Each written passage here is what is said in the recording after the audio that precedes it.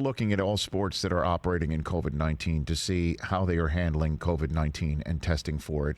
Has nobody popped since these two fights? There's now two fights. We haven't heard anything about any of these fighters testing positive for COVID because they were on top of each other, fighting and breathing on each other and sweating on each other.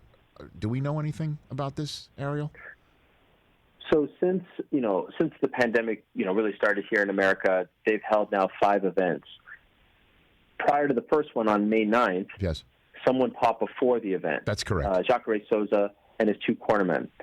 Since then, no one has had to be removed from a fight because of testing positive. Now, there was a situation that happened last Thursday where one of the fighters who was scheduled to compete on Saturday, named Ian Heinisch, one of his cornermen, they said, had a false positive. And for like 5 hours, he was actually removed from the fight because he was in contact with that guy. But then they tested him again. And like 4 hours later, they got the results. I don't know how they got the results so quickly. And they said, no, it was a false positive. The guy is good to go. He actually tested negative.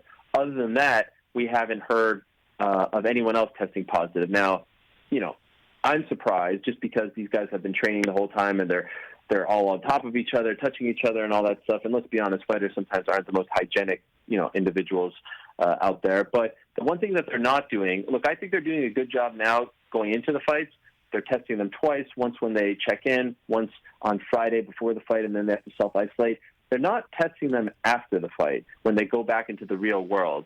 And I would love to know why that is. They just say, okay, we're just, responsible leading up, and then it's on them. And then what would happen if they actually did do that? So like on Sunday morning, if they made the guys get that third test, and then we make sure, okay, everyone who's leaving this event in Las Vegas or wherever it may be is good to go 100% clean. I would love if they did that one more thing, but they're not doing that. So we don't really, and the fighters aren't really going to offer up that information. So we're not really hearing what's happening after the fact. And that to me is the biggest thing that's kind of left to check off on that list of things to do.